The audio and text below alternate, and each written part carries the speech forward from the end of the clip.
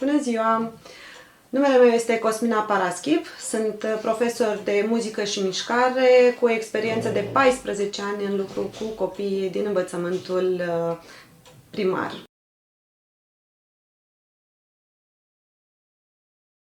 Metoda CLIR reprezintă predarea muzicii împreună cu o limbă străină și avem mai multe obiective, precum creșterea motivației elevilor prin orele distractive pe care le facem prin îmbinarea muzicii cu elemente muzicale și cuvinte simple, cuvinte compuse. Totodată mai avem dezvoltarea gândirii critice și abilităților de comunicare.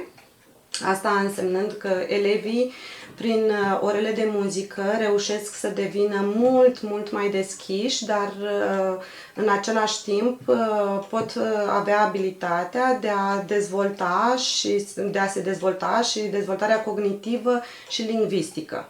Totodată, această metodă dezvoltă abilitățile lingvistice, cele 4 abilități lingvistice: ascultarea, vorbirea, citirea și scrierea într-o limbă străină, dar în același timp avem cuvintele din muzică, expresii muzicale, expresii specifice artelor și expresii specifice muzicii, în cazul nostru.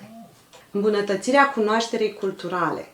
Prin participarea elevilor la evenimente culturale, artistice, prin intrarea în contact cu genuri muzicale clasice sau moderne, aceștia apreciază diversitatea atât în muzică cât și în limbi străine.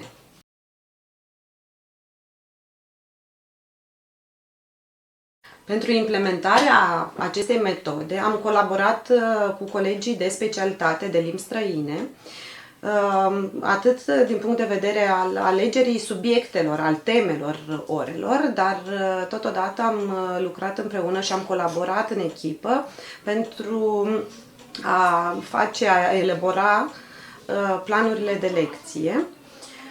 Temele sau subiectele alese trebuie să fie și au fost, în cazul nostru, pe înțelesul elevilor din ciclu primar și au fost cât mai aproape emoțional și pentru tot ceea ce au avut ei nevoie în momentul în care am început ora. Elevii au fost extraordinar de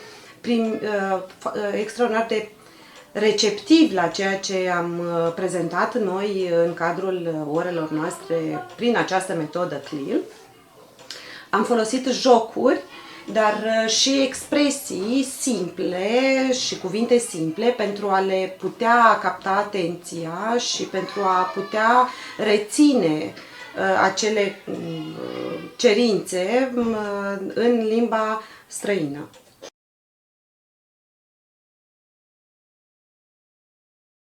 Dificultățile în acestei metode, să spunem că pot fi lipsa de cunoștințe sau de cunoștințe lingvistice ale elevilor sau câteodată chiar și a profesorilor, fie ei de specialitate, de o anumită specialitate, în cazul meu muzica, dar într-adevăr poate fi o dificultate, lipsa competențelor lingvistice.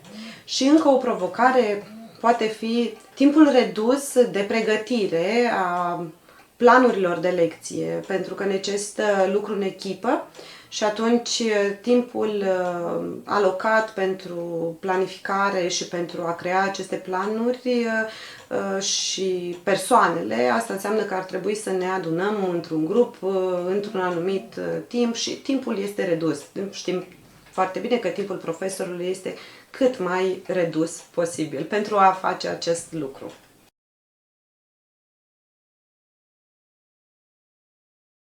Important pentru această metodă, metoda CLIL, este crearea unui mediu de învățare pozitiv și inclusiv, în care elevii să se simtă bine, să nu se simtă stresați și astfel reușim să le creăm și să câștige și să dezvolte unele competențe lingvistice fără să le fie frică să pronunțe cuvintele, chiar dacă le pronunță greșit sau le pronunță corect.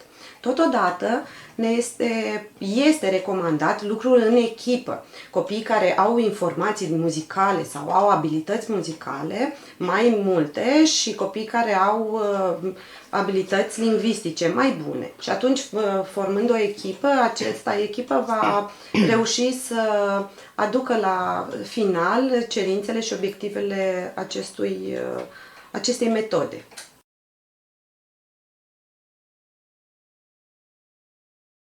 CLIL, în artă și în muzică, oferă o abordare integrată și multidisciplinară care îmbină dezvoltarea lingvistică cu explorarea și crearea artistică, ajungând la dezvoltarea armonioasă a elevilor.